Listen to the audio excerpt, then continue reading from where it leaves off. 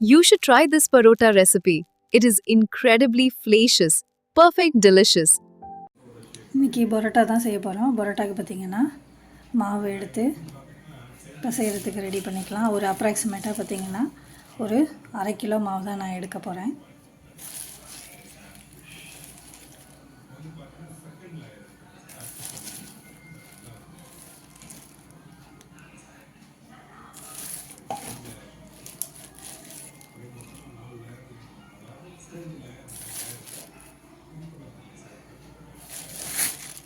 இந்த மாவில் பார்த்திங்கன்னா இப்போ கொஞ்சோண்டு பால் சேர்த்துக்கலாம்.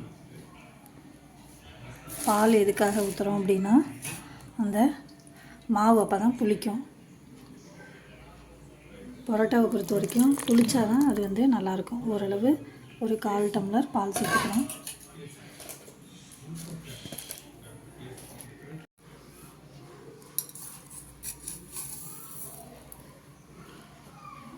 சர்க்கரை பார்த்திங்கன்னா ஒரு 2 ஸ்பூன் சேர்த்துக்கிறேன்.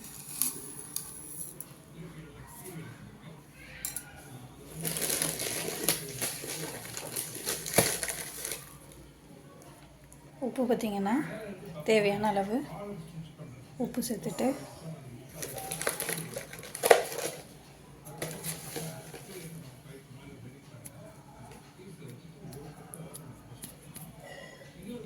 நல்லா கெட்டியாக பிசையணும். இப்போ வந்து இது எல்லாத்தையும் சேர்த்து மாவை நல்லா கெட்டியாக பிசைஞ்சு எடுத்துக்கலாம்.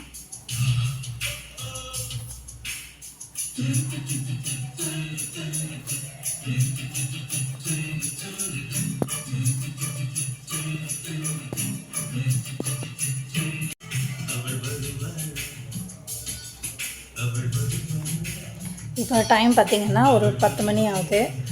நான் இப்போ ஈவினிங் வந்து ஒரு 8 o'clock தான் செய்ய போகிறேன். இப்போ ஒரு 1/2 கிலோ மாவுக்கு பார்த்திங்கன்னா இப்போ தண்ணியை பொறுத்த வரைக்கும் ஒரு சில மாவு வந்து நிறைய இழுக்கும். இப்போ ஆனால் நம்ம பார்க்க வேண்டியது வந்து மாவு எந்தளவு கெட்டியாக பிசையணுமோ அந்தளவு கெட்டியாக பிசைஞ்சு எடுத்து வச்சுக்கணும். அப்போ தான் நம்ம ஈவினிங் 8 o'clock தேய்க்கிறப்ப பார்த்திங்கன்னா நல்லா முறுமுறுன்னு சாஃப்டாக வரும்.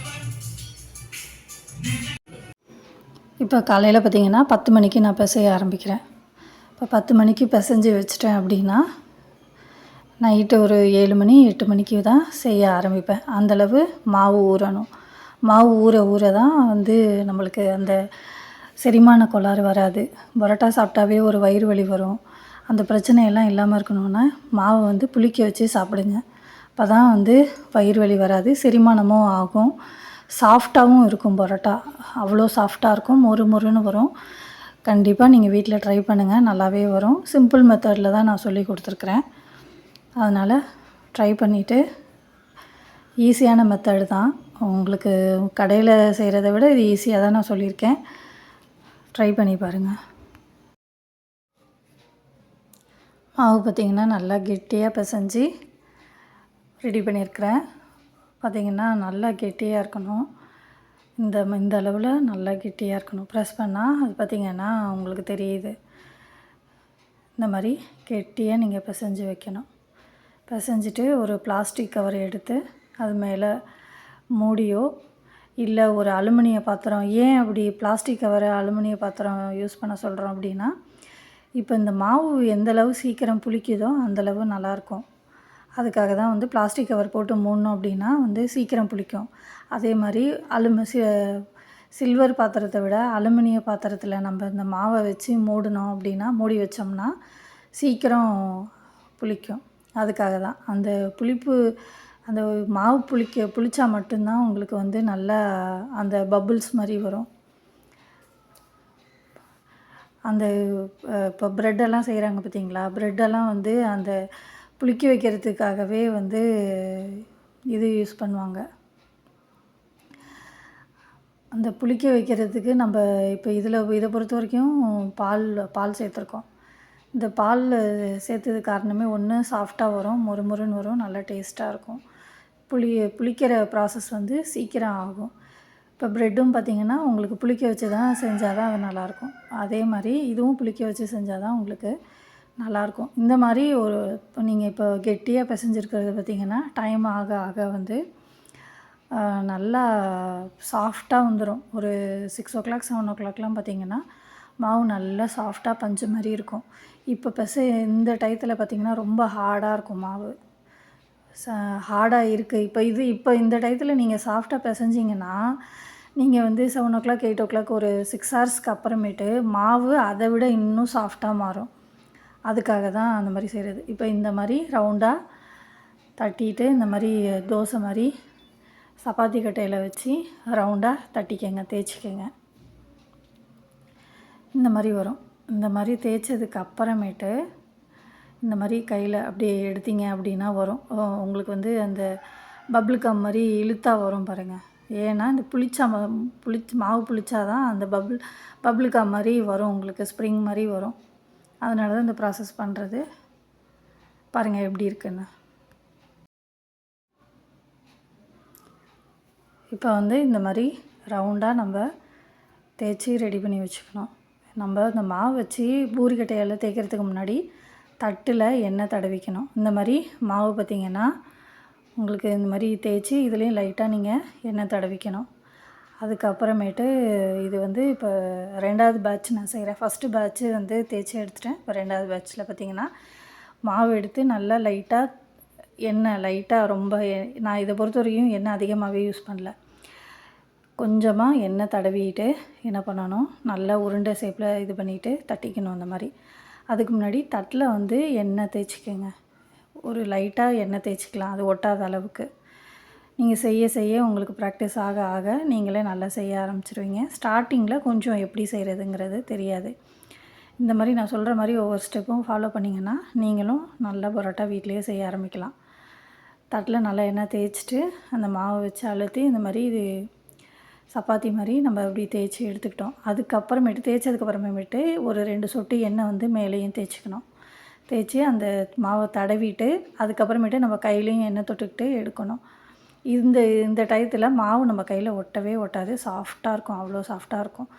இந்த பபுள்ஸ் மாதிரி வரும். நம்ம இந்த சுருட்டுறப்பையே பார்த்திங்கன்னா நல்லா பபுள்ஸ் மாதிரி வரும். இதுதான் வந்து கரெக்டான இதில் ஸ்ட்ரக்சரில் வந்திருக்கு. அதுக்கப்புறமேட்டு இந்த மாதிரி நம்ம ரவுண்டாக மெலிசாக தேய்ச்சிக்கணும்.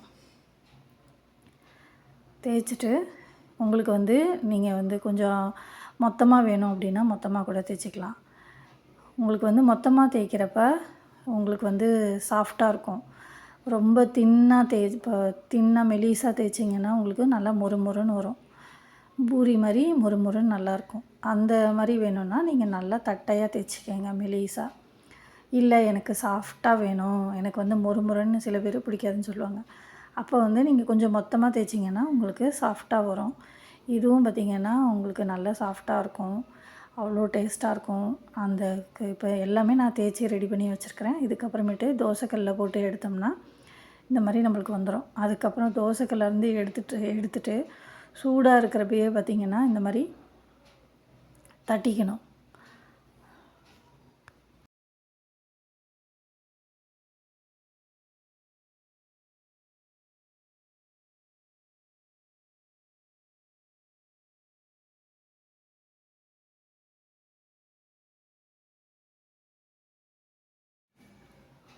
இப்போ பார்த்திங்கன்னா பரோட்டா வந்து லேயராக வந்துருச்சு. இந்த மாதிரி இந்த சூடாக இருக்கிறப்பயே நீங்கள் தட்டணும். அப்போ தான் வந்து அந்த கிறிஸ்பினஸ் ரொம்ப நேரம் இருக்கும். இப்போ இந்த தட்டினதுக்கப்புறம் பாருங்கள் இந்த மாதிரி தான் இருக்கும். அவ்வளோ டேஸ்ட்டாக இருக்கும் நம்ம வீட்டில் செய்கிறது. பாருங்கள், டேஸ்டியான பரோட்டா தயாராகிடுச்சு. கண்டிப்பாக நீங்கள் வீட்டில் ட்ரை பண்ணுங்கள். சூடாக இருக்கிறப்பயே நல்லா நீங்கள் எத்தனை பரோட்டா செஞ்சுருக்கிறீங்களோ எல்லாத்தையுமே வந்து சூடாகவே தட்டணும். தட்டினா தான் அந்த லேயர் மாதிரி வரும் உங்களுக்கு ஃபுல்லாக. ஒரே ஒரு பரோட்டா பார்த்திங்கன்னா எங்கள் பாப்பா சொன்னாங்கிறதுக்காக பீச் மாதிரி போட்டு சதுரமாக போட்டோம். அதனால் அது அந்த மாதிரி தெரியுது. இப்போ பார்த்திங்கன்னா அவ்வளோ சாஃப்டான பரோட்டா ரெடி ஆகிடுச்சு. சாப்பிட போகிறோம். நீங்களும் சாப்பிட வாங்க. வீட்லேயும் நீங்கள் டேஸ்டியான பரோட்டா செஞ்சு சாப்பிடுங்க. தேங்க்ஸ் ஃபார் வாட்சிங். கண்டிப்பாக சப்ஸ்கிரைப் பண்ணிவிட்டு பாருங்கள். சப்ஸ்கிரைப் பண்ணவங்க எல்லாத்துக்குமே என்னோடய தேங்க்ஸ். கண்டிப்பாக வரப்போகிற எல்லா வீடியோவும் பார்த்து எங்களுக்கு ஆதரவு கொடுங்க. தேங்க்ஸ் ஃபார் வாட்சிங்.